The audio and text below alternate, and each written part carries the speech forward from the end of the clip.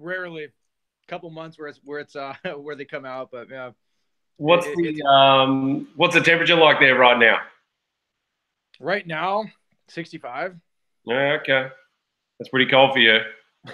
Oh yeah, it's freezing. So I've actually got you on already, Jacob. You ready? Yeah, absolutely. We're rocking it. Do it. So what I wanted to talk about is a whole bunch of things because I find you incredibly fascinating. I think I find you fascinating maybe because I think your brain sort of works like mine a little bit when it comes to coaching. So yeah, I thought we would deep dive into that a little bit. But we originally met probably about 5 months ago or something like that over in California.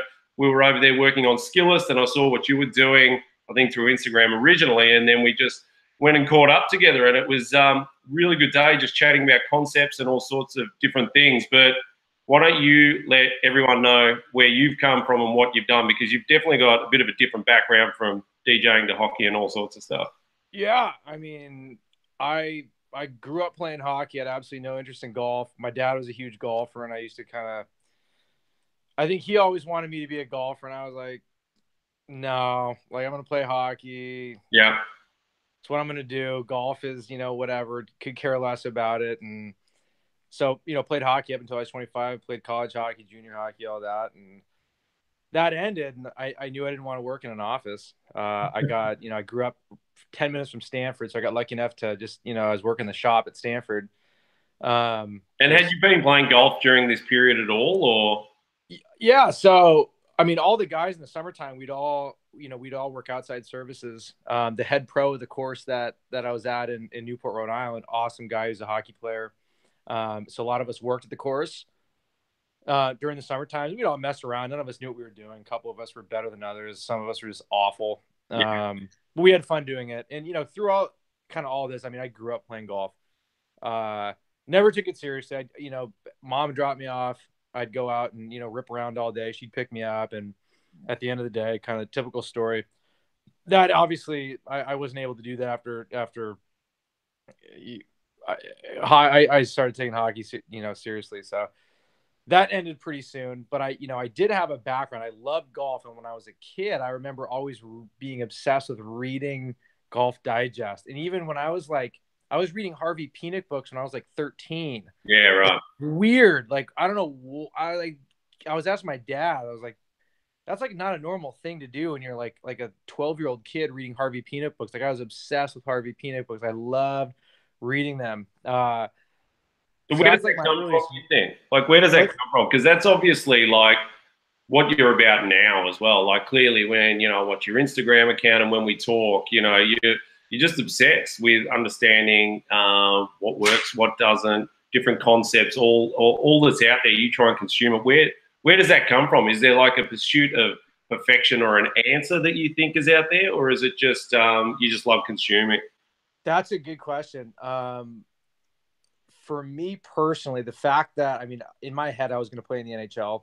Right. I mean, I've well, even going before that, my one of my first loves was also producing music, Yeah. and even when I was a kid, I started learning how to play guitar, piano, drums, bass, all the instruments. I'd lock myself away for, I mean, I'd be up 12, 13 hours in a row playing music, learning how to produce music. I get up, I couldn't even stand up. Like this is when I was young, and so I didn't know that was abnormal. Yeah. Just the pursuit of perfection. Like I thought that was what everyone did. You're just a bit of a lunatic, really. I love learning. Like, I love reading Tim Ferriss. I'm obsessed with skill acquisition and Yeah. how to do it quickly. And I didn't know that was like a weird thing to do until I Mm. started getting older. I was, people were like, why are you able to do all these things? And I was just like, well, I spend a lot of time doing that. I'm like, is Yeah. that, what I mean? Like hours and hours and hours and hours and hours and hours. Like with golf, I mean, there'd be days where I'd go out and I'd play, and then I'd work on the swing, and then I'd come home and I'd open up Mirror Vision, and I'd be Yeah. up till 3-4 o'clock in the morning. It literally 20 hours nonstop trying to figure this thing out, and wake up the next day and be just as bad as I was the day before, and just all right, well here it is again. And I Yeah. guess there's the growth mindset, and everyone has kind of a different mindset, but I think having the growth mindset is like, I don't know if it's a thing where how you're raised. I think how the feedback you're given when you're a kid. I know my mom was, she was an artist, and she always encouraged me to kind of, you're never bad at anything, just go explore. And so Yeah. I was just able to explore without anyone being like, you suck. Mm. And I spent enough time over the years. I was like, I mean, I think if I had like normal parents, they would have told me like, dude, like you gotta suck at this, like figure something else out. But they never did. And so I was able to spend the ridiculous amount of hours just with things that I was interested in. And before before you know it, like you do something for so long and you develop skill, right? And that's, I don't know if you've ever read the skill, what's it called? Skill code. Talent code. Talent code. That's it.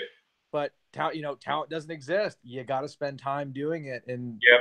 it's really easy to get discouraged early and to veer off. I mean, you could be onto something great, but the second someone discourages you and says, "Oh, you're probably not going to be great," a lot of people, a lot of kids that do have that talent or that ignition, as it says in the book, like they have it, but then they're told like, you maybe try something else, and then it all disappears, and then. So that raises something really interesting about you, right? Is that you sort of understand fundamentally that to get better at anything, it's a process, right? So you innately understood that from the get-go, whether it's DJing or whatever it is, you fundamentally knew that.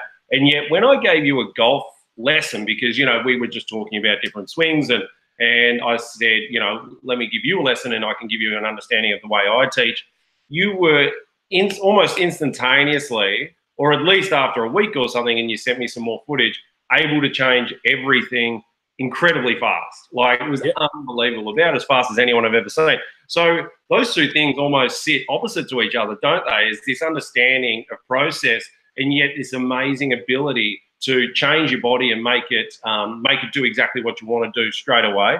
But I think that fundamentally they probably come from the same thing, don't they? Because you spend so much time evolving a skill, is that you then your brain start to be able to talk to each other very, very easily. Oh, absolutely. I mean, it's a really interesting conversation. And to me, really what I've been doing a lot, I mean, I guess I could say I'm really good at doing what people have told me not to do. Like if someone tells me not to do something, I'm going to do it. Yeah, and yeah. What I kept hearing in golf was like, don't try to swing like this person. Don't try to swing like that person. And you read, and again in the talent code, you look at all the really fast learners, and what are they doing? They're emulating other people. They're slowing it down, and they're copying elite performers, right? And again, that it's not something that happens overnight. It's not the quick fix. It's not the let's make one quick fix to turn the slice into a draw. It's like, let's look at every single tiny little piece of this elite player's swing. And granted, 2D, now that there's 3D, like there's a lot more to it than 2D, but the best I could do was every day dissect and film myself going in slow motion. And how can I lose you? I got you. I can see a little green person.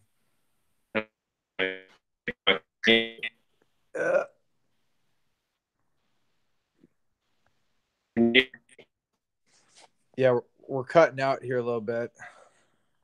There we go. Gotcha. Nope, lost you. All right. Maybe stand up again. Were you standing before? Or? Yep, gotcha. Yep, I gotcha. All right, cool. And so yeah, I mean, I was just like, all right, well, everyone's telling me not to try and copy people's swings. Well, I'm gonna see if I can do it. I want to try to swing like this person or swing like that person. I didn't care what I was shooting. It was like, let's try and change a movement pattern, right? And here I am 5 years later, and if there's anything I've gained from it, it's like there's been days where I've spent 10, 12, 13 hours a day on the range, just on the range, or even just inside working on slow motion things, and which is huge. That's the stuff I talk about all the time, and I think coaches that do try and talk about all the time is that most students presume that unless they're on the driving range or they're on the golf course, that they're not progressing. They don't realise that every time they stand there and train their body, Mr. Miyagi style, to actually do the right things inside, standing in front of a mirror, Yep. you're not actually necessarily training your body to do the right thing, but you are at the very least training your brain to talk to your body. Absolutely. I mean, you're building, you're building awareness. That's all. I mean, you're building proprioception, the ability to, just like you said, the ability for the brain to talk to the body. And if there's one thing that I think, I guess the skill that I have, from, standing in front of the mirror and just doing countless, let's try this, let's try that. What does this person do? What does that person do? It essentially, it's given me the ability to take information from, whatever coach let's just say I was like, all right, my goal in 6 years is to go play on tour. I'm going to pick a coach and I'm going to be able to implement what that coach says really, really freaking fast. Yeah. However, the skill of hitting the ball in the ground and, where your low point, all those things, those kind of came after. Yep. And they're very, very different skill sets than, proprioception, the ability to move the body. And obviously, the second you change how your body works and how it moves, you're going to almost not have to relearn the skill of hitting the ground, but everything else also has to change. When you change one thing, you have to change another thing, right? So just because the biggest thing I've learned is just because you change the way your swing looks does not mean you're going to be a better golfer. No, absolutely. Not even close. No, I mean, and that's the other thing, obviously, is that there's so many more nuances and elements to the game. It's not just about swinging a club. But I think the thing that's fascinating about you in particular is, your pursuit of perfection, or maybe not even your pursuit of perfection, because you are fundamentally what we call, you're a searcher, aren't you? Like, you just constantly search and search and search to the point where I think when I was speaking to you, you'd signed up to 5 or 6 content, golf swing content websites that you can watch, and Yep, you're just constantly doing that. So how, as a golf coach, I suppose, how do you package that all up into something usable? Because obviously, if you're watching so many different coaching styles and so many concepts and all these things, how do you then say, okay, I'm going to compartmentalize all of that and apply it to this student? Oh, it's a great question. For the most part, the average golfer for me is I'm a huge Franz Bosch fan, right? And so Franz Bosch is very give the most mindless drills you possibly can to get the person to perform a goal or hit the middle of the club face, right? So if I see someone swinging outside, ideally in a lesson, I don't even say a single word. I just stand there and I just start putting shit in front of people. Don't hit. And maybe what I would say is just don't hit this. Yeah. And the whole lesson might just be that person sitting there making 100 swings, trying to, if they're swinging outside in, I'll put a cone, an inch outside the ball. Yeah. And they might hit it 30 times. And by the end of it, like they've learned more in that whole lesson without me saying a single thing than the person who's being told, feel this, feel that, pull your arms down, swing more to the right. Which is interesting, isn't it? Because that's almost contrary to the way you learn, in a sense. Do you know what I mean? Like, you're voracious in the way you consume content, and like, I would imagine almost if someone did that to you, you would try and pull more and more out of people. But that's obviously your no, you're absolutely right. Knowing what I know, or at least the research I've done on, because again, my goal isn't performance. If my goal was like when I was playing hockey, it's funny because I was the complete opposite way that I am with golf, where I could care less. Like I was saying, just shut up. I'm going to play and I'm going to go out and I'm going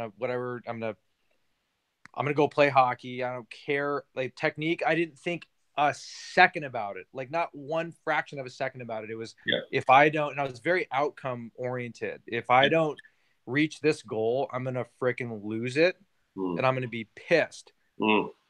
I wasn't nearly as obsessed about the process, and I didn't enjoy the process. It was like, I just need the outcome and it doesn't work. Right. So why does So golf? Why is golf like that? You know, because I agree. I'm exactly the same. I grew up playing other sports, like I was a cricketer and a swimmer and all these things, and there's absolutely no way that I would have put as much attention as I have into my process in golf of slowly training my body into understanding the tiny little details that I need to do to get better. yeah, I think it just comes with getting older. Mm. And it's funny because now I'm going out and I bought these these rollerblades. They're called Mars blades. They're created by this Swedish guy. Like they're supposed to emulate ice skates. And I've been going out. I've got this big old parking lot down the street, and I've been literally going back and revisiting hockey just like I do golf, Mm. slowing everything down and just enjoying. Uh, I mean, I kind of as nerdy as it sounds, like learning about all the forces and torques, belonging to um, postmodern golf and golf biomechanists and asking all these questions about, the kinetics of moving an object and almost applying that to hockey and how my hands are interacting with the shaft, right? And when you're turning and you're using these edges and kind of now this whole, I mean, the coolest part about diving into all these kind of the kinetics of golf is you can apply it to any other sport. You're just moving an object and you're understanding kind of moment of force and a couple and just all these different concepts. So it's fascinating. So I've kind of been diving into that with hockey, and it's like it's almost like I'm Discovering it all over again. discovering all over again. Exactly. And so that's a lot of fun, but that's uh just skill acquisition and learning is just the most. Mm. Oh, and so I mean that's kind of, I guess I've just realized how much I just helping other people first and foremost for me is just the coolest thing ever. I didn't reach my ultimate goal, playing in the NHL. That was what I dreamed my whole life of doing, and I didn't reach that. And so now it's like, all right, well, I know I had the talent, but where did I go wrong? Was it technique? Was it mixture? So I mean, that could be part of it. I don't know. Yeah. But I think it's always been there, from music, just spending a lot of, to me, I don't understand how anyone could ever want to be average at anything. That blows my mind. Like how Yeah. you could ever half-ass anything is just like, yeah, I don't know. Now, granted, you have to be interested in it because the things that I'm not interested in, I won't even half-ass it. I'll whatever, I'll spend zero time doing, you know what I Yeah. mean? So yeah, I don't know. I know. Well, this is sort of getting back to what I was talking about at the start. I knew it'd be an interesting conversation because I think your brain is somewhat like mine, which is just obsessive. And once you get excited about one thing, it is just the only thing you think about. It's just all consuming. Yeah, that's it. Yeah, which is great. I think it's good. It's probably a little bit, unstable, no doubt. But at the same time, greatness comes from it, hopefully. So it's, Yeah, exactly. I don't know anyone that's been legendary at anything that was like a normal person. yeah, Like, it's exactly right. So let's have a quick chat. Just so, what do you? I won't take too much more of your time, but like, what are you watching at the moment? Who are your favourite coaches? What do you think about the current? Because this is what we love about I love about the coaching industry. There's huge fragmentation. Everyone's teaching different things. Everyone's got different concepts. Like, what are oh you yeah, watching at the moment, and what are you? oh man, What are you liking? oh man. Well, first of all, feel free to take as much time as you want because I love talking to you. You're awesome. Yeah, I could literally sit here for. I mean, I could literally sit here for 10 hours, and it would only get more interesting to me. yeah. But so I'm part of, Tyler Farrell, Golf Smart Academy. Oh yeah, yeah, yep. So I'm part of his. He's got a pilot program for his coaching certification. So I'm in that. Um, and he's just right down the road at La Rinconada. And so I reached out to him, and so I mean, Grant, I've been studying his stuff forever. Right. Like his stuff is some of the best I've ever seen. I remember, stumbling across it, and he's got like 10 trillion videos on every question I ever had on golf. Like I stumbled upon on his website, and it was like, oh, that's funny. He has an answer for everything. Yeah, Like right. literally, like he has like 10 answers for everything. So That's amazing. So he's got a what really interesting background where yeah, he's kind of from a physical therapy standpoint, like he knows the anatomy, the body better than any other golf instructor I've come across in terms of like each individual like joint, muscle, how they function, how they relate to path, how they Right. relate to face, how they fire. And then he's looking at, all the graphs uh, Right. relating to, you've got the kinematic sequence graphs, you've got axial velocity. There's, I mean, and then, he's connecting the dots with what, he's got all the tour data from these guys on, what's it called? Why am I drawing a blank? The, Is it gears? not gears. It's the, what is it? AMG, EMP. Oh, right. Yeah. Athletic motion golf guys, is it? No? Well, no, it's the act. What? God, oh my God. Anyways, Anyway. you're looking at the graphs where they're showing like there's the time and there's like when are things peaking, and so you're able to literally, so they put sensors on a lot of tour guys, and you're looking like what are these guys actually doing? Like you can see in 2D so much, but how much when are they extending their right arm? What is their trail wrist doing? What is their lead wrist doing? Yeah. What is their lead forearm doing? When is it supinating in relation to when their pelvis is firing? All that crazy stuff. And so he's able to give me a really, really good concept of what a lot of these guys are actually doing. Yeah. In space and time. Yeah.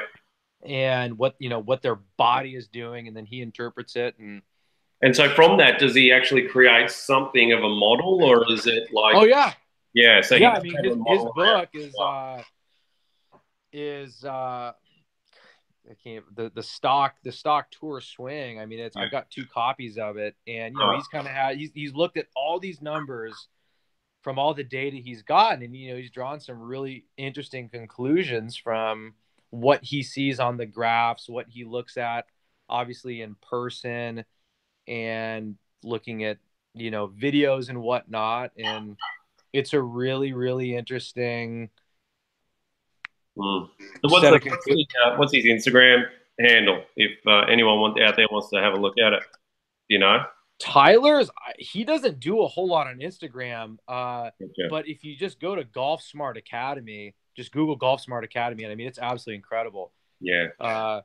And he, what I've always been kind of looking for is, or coming across all this data, it's like, all right, well, like scientifically, well, what are these guys doing, and how are all these different minds, using the scientific data to apply it. And there's also people I've talked to so many smart people that say like, I was put on a graph, and my model, like I was crushing the balls, hitting the best I've ever hit, and my swing didn't follow those parameters. Yeah. And the people that were looking at it, were kind of, they're saying, okay, well, that's interesting. You're absolutely murdering this golf ball, but you don't see what we like to see. Yeah. And so like there's, at the same time, there's an art kind of, we had this similar conversation. There's an art to golf that goes way beyond graphs. And 100%.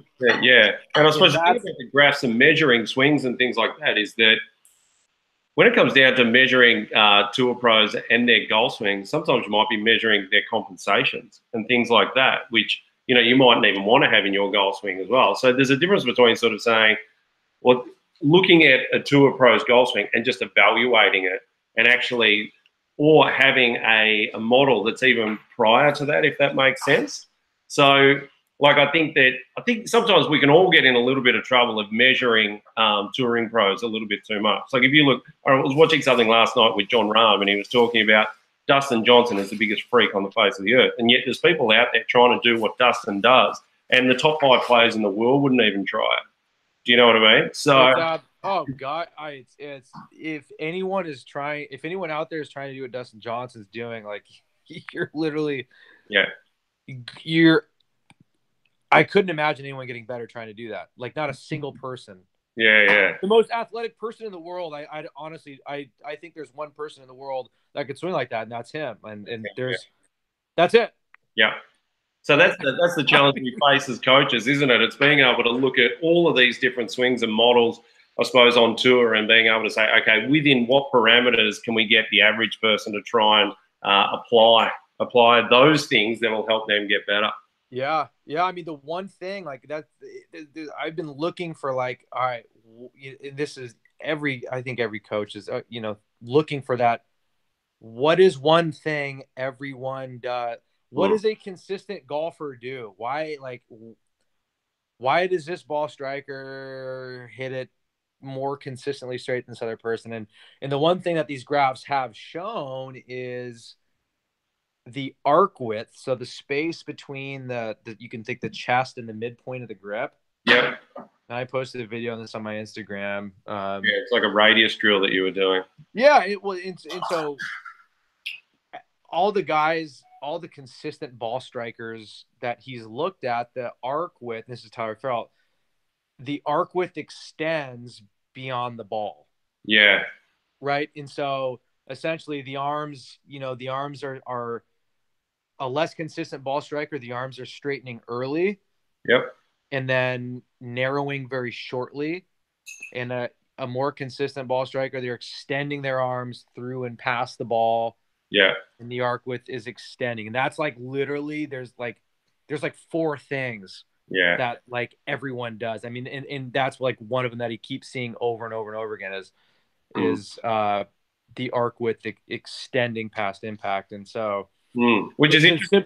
the simple drill, you can do is just, you can think of it like just try to brush more grass. Mo Yeah. Norman, what did Mo Norman say? He's like, Mo Norman was trying to brush like 18 feet of grass, right? Yeah. Yeah. He never missed a shot ever. Exactly. So I Yeah. thought that was kind of interesting. That's probably the biggest thing I've learned is, like, if you want to, the easiest, simplest external cue is brush more grass Yeah. when you're hitting a shot, right? A little Yeah. bit of right side Absolutely. tilt, more rotation, get a little bit more open. All those things create an environment to brush more grass. It's like a Yeah. hockey, pass. Absolutely. Keep it low. Yeah. Well, I mean, there's, studies have been done, through TrackMan and a bunch of other tech that, there's a direct correlation between how steep your angle of attack is and how high your handicap is, essentially. So, Right. the steeper it gets, generally, the higher your handicap is. So you want to, yeah, keep bringing it in shallow Bring house. it in shallow. Yeah. I mean, and there's also like how far forward are you moving the handle, and like there's Yeah. all sorts of different like. Well, I mean, that's shortening it. Like, just getting back to what you were talking about, if we're just going to quickly talk about concepts, people have talked about, shortening the arms coming in. So it's close to like an arm wrestle sort of thing, Yep. and standing on that side. I mean, what have we been taught as students, growing up our entire lives, that you've got to keep your left arm straight. So basically, the average student I'm teaching is their arms are always too long. You know what I mean? They're Yep. always Yep. extended away from them. They're always casting it early, doing those things. And it just comes from something as simple as thinking you've got to keep your left arm straight. But you're never ever going to arm wrestle anyone with a straight left arm. I know that much. It's going to be as short as you can possibly get it for leverage. So Right. there's so many concepts out there that, hopefully over the coming years, the next generation of coaches like you, mate, you can try and break down so many of these myths, I think, that have really prevented so many golfers from getting better over the years. There's so much stuff out there that is just being said to be done because it's a look that someone might have. And they say, oh, just, do that because it looks that way, not knowing how that person has achieved that, and, the influence that it's going to have on the student. Right. I mean, I was talking to one of the top 100 Golf Digest guys. I had a conversation with him today. I was asking him about AMM graphs, and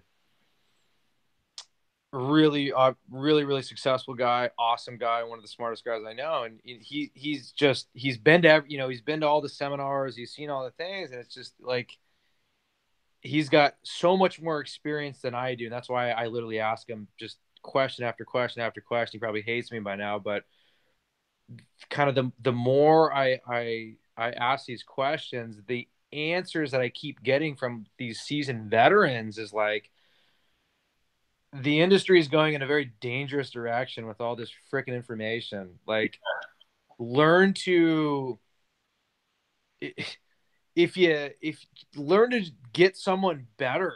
Like, it Yeah, sounds so stupid, but it's like one, I just keep hearing it, and yeah, it still kind of goes through my head. Like, what does that really mean? How do you quantify it? But if you just think about it, like if someone leaves the lesson tee better than where they were before, you could also think of it in the reverse, where it's like, okay, well, let's say that you were able to hook this person up to all the graphs instead of trying to get them to to change the picture on the graph. It's like, all right, well, let's throw that all away, and let's just be humans and just talk in very stupid language and say, all right, well, try this, do that, and yeah. then, and you know what I mean, like, Absolutely. Well, I mean, not everyone is like us, Jake. That's the problem, is that, like if I'm giving you a lesson, you can stand there and just take it all in like a sponge and then apply it oh, straight sure. away. And you could do the same to me. But the average person who works 45 hours a week and then just wants to play golf on the weekend, if you try and talk to them about, the kinetic sequence and leverage and all those things, they'll freak out. So you've got to Oh, be able to absolutely. consume the information for you and then give it to someone in a really consumable way. Oh, absolutely. And I mean, still the thing that blows my mind that I still don't have anywhere near an answer to is the reason I see for using those graphs is to say, okay, what are all these guys on tour doing? What Yeah. exactly is it they're doing, so that someone can at least have, like, in their head, like, not that you might not teach the average person the tour model because Yeah. most people can't move like that, right? But to me, I mean, deep down, like, I'm obsessed with the tour golf swing. Like, I want to know what they're doing, just because to me that's essentially why I got into this, is because, like, I'm an athlete, Well, sorry. and Sorry. Yeah. oh, Keep all going. good. It's like I'm I can move pretty well, and I want to know exactly what they're doing. Right? Doesn't mean I'm going to teach people to do that, but that's what really got me into it. Is like, what on earth are these magicians doing, and Yeah. how, like, what exactly is this movement going on? And there's just so many rabbit holes you can go down. But that, I mean, that was like the elite golf swing to me is my obsession. And again, yeah, most people absolutely cannot perform that. And obviously going out and working on your body, like, if you do want to get better, I mean, it's like one of those things that no one does, but like, go out and see a specialist and get your body worked on, because your body probably sucks. You Yeah. know what I mean? Like, you sit too much, you don't move enough, like your body can't do anything. Like, you probably can't even run a mile. I mean, it sounds so harsh, but it's just like, it's the world we live in. Like, most people sit all day and it sucks, and they want to go out and play golf, and it's like not going to happen. Like, go spend don't stop paying me. Like, pay me after you figure your body out. Like, your body Yeah. sucks. So is You that know what? what I mean? Like, So I mean, that's probably a good. That's a good thing to end on, because usually, so like harsh. these chats with coaches, right? We always say, like, what is the one thing? You and I both know that it's a huge process, but the average student probably wants, what is one thing that you've learned or that you think that they can do tomorrow that is going to advance their game faster? Learn to hit a 60-yard shot. Yeah. Like, Yeah. literally, if you can hit a 60-yard I mean, this is kind of, we haven't even touched on this, but Yeah. hitting a 60-yard shot requires, like, it's like, to me, it's like the perfect tempo Mm, of, it's kind of a full swing, but it's kind of not. Your mm, low point has to be just crispy. It has yeah. to be perfect. Like, your pelvis has to be working right. It's not a chip shot where your pelvis isn't doing nothing. It's like, it's just enough movement where that your club can just get stuck 2 inches behind the ball. You might not even get a stroke because your club got Yeah. so jammed into the dirt.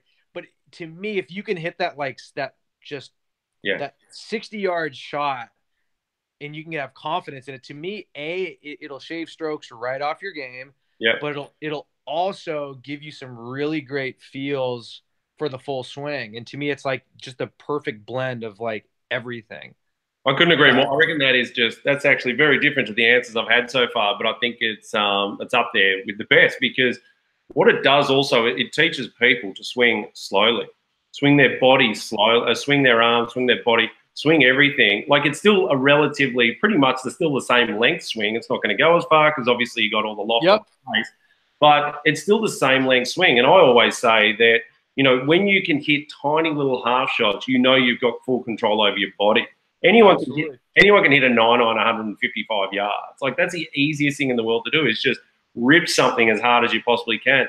But to stand there and to just control something in there to 60 yards, I reckon that's a bloody good answer. Oh yeah. So to compile on that, try to hit a 60-yard shot thin and still get the ball in the air. Yeah. Right? So you're hitting like the bottom couple grooves. Essentially try to hit a 60-yard shot without hitting the ground and without thinning it. Yeah, yeah, yeah. That's like the next step up. Like just clip it. Just clip it. just clip it. And that was one thing. I made a divot and you were like, no, God, what are you talking about? Like you're like, don't make. I'm like, what? Yeah. Don't make a divot. You're like, now, mate. No, mate. No divots. Divots are not allowed. Just clip it off. No divots. I was like, what? Yeah. Which is, I mean, the opposite, isn't it? Usually, most amateurs, want to take a giant, crater out of the ground because they see, Tiger do it occasionally with wedge or something like that. So they're just all they want to do is bury the club into the ground. I had a guy the other day who was like, I will pay you. Just help me make a divot. Yeah. I was like, why? Oh. Like, I've played with him and like he hits it great. Like he knows where his ball is going. He's older, but he clips it off the turf every freaking time. I'm like you literally realize like you have the perfect condition. Like don't think about taking a divot. You don't swing. You're perfect. Like it's like get away from me. Like yeah, it's great. Don't change anything. Yeah, I know. But this is one of these concepts that, people have this imagery in their head of what they're supposed to be doing. So it's a fascinating thing, mate. And look, it's been awesome talking to you. So you're not going to the show, are you? You're not going to the PGA merchandise show? I think I am. Really? Okay. I got my alumni hockey game in, it was terrible timing on my part. Well, I guess it was great timing, but I'm in Boston, right, till the 20th. Okay. And Boston's a lot closer to Florida than California is, and so absolutely. I'm thinking about just grabbing a plane ticket and just eating the one back to California and just going to the PGA show. And yeah, I think you should. Then we can catch up and we can have a beer and we can, rather than having a 45-minute long conversation, we can do this for 10 hours. Have like 30 of them. All right, mate. It's been real. Thanks so much for your time. Awesome. Anytime. Thank you so much. Literally, I love this stuff. So feel free to hit me up whenever. I love it. You can talk for 38,000 hours. If anyone wants a lesson from you, you're at Stanford Uni just south of San Francisco there. And you are also, so what are your social handles? Where can everyone catch you and watch you? Jake Hutt, just Google Jake Hutt Golf. It's all the same. Yeah. I'm on Skillist, obviously. I still, so. Awesome. Jake Hutt Golf, that's all there is to it. Easy peasy, mate. Great chatting. Thank you so much for having me. I love it. Love Skillist. Give me a shout. Any questions you have, hit me up. All right, mate. We'll see you in Orlando. Yeah, absolutely. Yes. All right, brother. Travels. Later. See you, mate. Bye.